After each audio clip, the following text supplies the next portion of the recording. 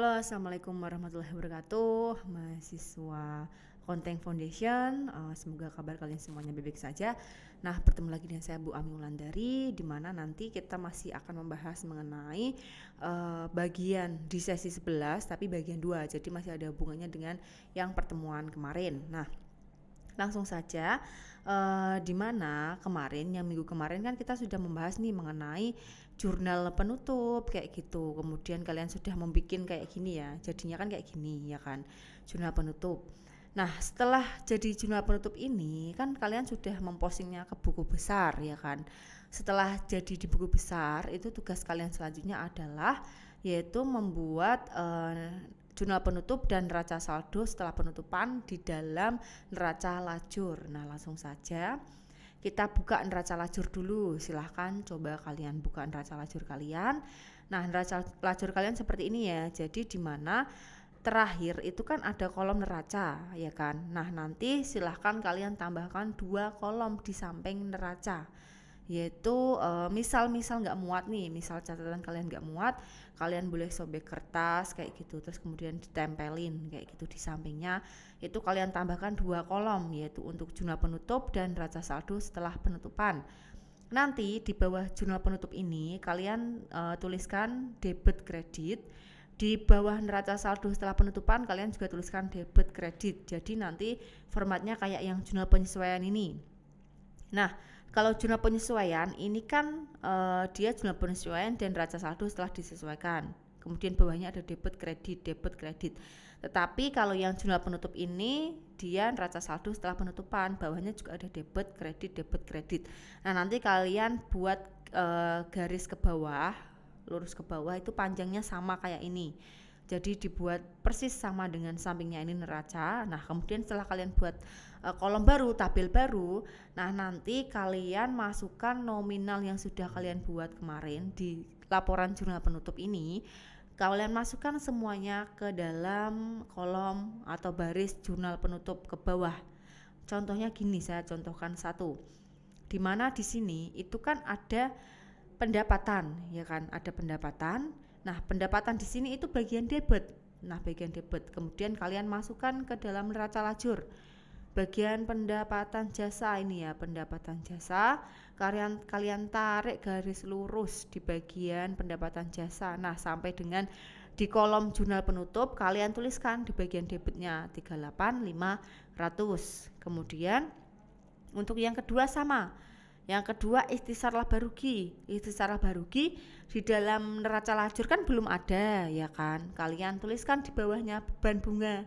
Ini loh, terakhir itu kan akun beban bunga. Kalian tulis di bawahnya beban bunga, di atasnya total kayak gitu. Ini kan 125 kan total. Nah, kalian tuliskan di bawahnya beban bunga, di atasnya total. Ini kalian selipkan aja, misal nggak muat kalian selipkan aja di bawahnya beban bunga, kalian tulis kecil. Kemudian kalian selipkan ikhtisar laba rugi. Ini ya, ikhtisar laba rugi. Nah, ikhtisar laba rugi di dalam jurnal penutup itu ada 3. Ada ikhtisar laba rugi di kredit, ikhtisar laba rugi di debit, dan ikhtisar laba rugi di kredit. Nah, ini yang kredit kalian total dulu semua. Kalian total 38.500 ditambah 5.300. Ketemunya 43.800. Kemudian kalian masukkan ke sini. Kalian masukkan ke dalam laba rugi sini. Kalian masukkan ke sini ikhtisar laba rugi yang tadi kalian buat. Kalian masukkan di bagian kredit 43.800. Nah, kemudian selanjutnya yang bagian debit juga kalian masukkan di sini. Dimasukkan di ikhtisar laba rugi bagian debit. Jadi di dalam jurnal penutup ini ikhtisar laba rugi itu ada 2 ya, ada 2 nominal. Baik di debit atau kredit itu semuanya keisi 43.800.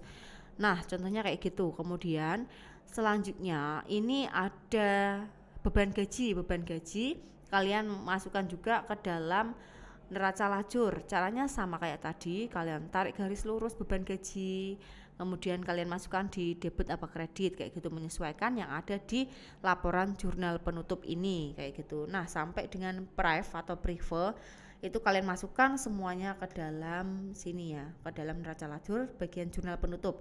Nah, setelah dimasukkan semua itu kalian total. Nah, totalnya itu harus sama dengan laporan ini. Totalnya harus sama dengan laporan dengan laporan jurnal penutup kalian. Kalau di sini kan 800, tetapi kalau di catatan kalian kemarin kan 90.600. Nah, totalnya harus sama 90.600. Jadi kalau misal belum 90.600 itu kalian harus teliti lagi nominalnya kayak gitu. Nah, misal contoh di sini kan ada 2 modal nih ya, modal Bu, di sini ada 2 modal, apakah ditulis semua? Iya, ditulis semua. Jadi kalian tambahkan dulu karena ini sama-sama debit, berarti ditambahkan aja 5.300 ditambah 2.000. Jadi langsung kalian masukkan, ditarik modal di sini ya, dimasukkan ke debit senilai berapa tadi, 8.000 ya, 8.300. Nah, kalian masukkan ke sini. Pref juga sama, kalian masukkan bagian pref kayak gitu. Nah, setelah jurnal penutup semuanya keisi, kalian total ketemunya 90.600 ya, antara debit dan kredit itu balance sama. Kemudian setelah jurnal penutup ini keisi semua, kalian saatnya mengisi neraca saldo setelah penutupan. Caranya gimana? Caranya contohnya gini ya. Yang pertama kas itu kan nominal terakhir. Jadi kalian lihat nominal terakhir sebelum jurnal penutup ya. Nominal terakhir sebelum jurnal penutup. Nah, berhubung di sini kas itu nominal terakhirnya kan ada di dalam neraca senilai 23.000 di bagian debit. Berarti kalian langsung masukkan aja ke neraca saldo setelah penutupan di bagian debit 23.000. Kemudian piutang usaha nominal terakhirnya di mana? Di bagian neraca yaitu 7.000. Nah, kalian tinggal masukkan aja 7.000 ini ke dalam neraca saldo setelah penutupan di bagian debit, karena di jurnal penutup kan nggak ada nominalnya, itu berarti nggak ada pengurang ataupun penambahnya.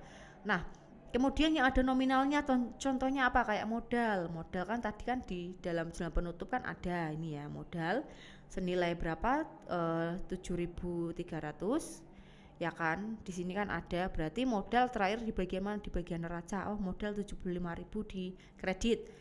Ketemulah di debit itu dari jurnal penutup 7.300. Nah, berarti debit ketemu kredit kan dikurangi.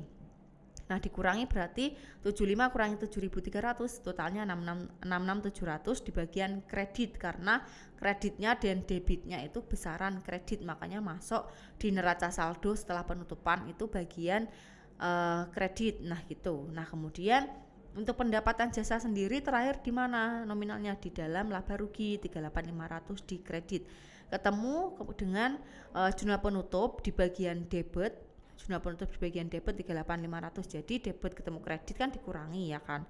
Nah, ini berarti ketemunya kan 0, ditulis di sini 0. Jadi mau ditulis di bagian neraca saldo setelah penutupan di kredit ataupun di debit itu semuanya sama aja, karena 0 itu kan nggak pengaruh sama sekali ya,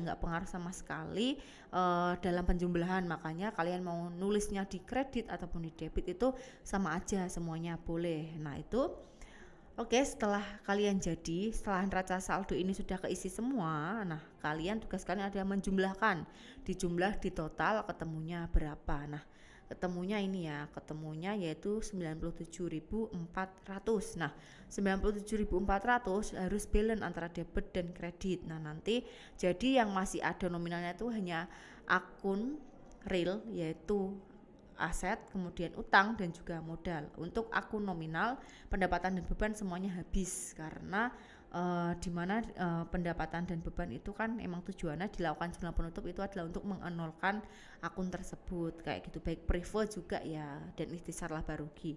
Nah, sampai sini kemudian kita sudah menemukan totalnya 97.400. Itu merupakan modal awal di tahun berikutnya atau periode selanjutnya. Jadi di mana ini tujuannya adalah kita untuk mengetahui berapa modal awal di tahun berikutnya kayak gitu. Jadi 97.400 ini merupakan modal awal untuk tahun depannya kayak gitu. Oke, terima kasih. Nanti silahkan dicoba dikerjakan di rumah. Misal ada yang mau ditanyakan boleh bertanya BWA, email, atau nanti pas waktu ada perkuliahan di kelas. Oke, terima kasih atas waktunya. Sekian, bertemu lagi di sesi selanjutnya. Semoga ilmunya bermanfaat. Wassalamualaikum warahmatullahi wabarakatuh.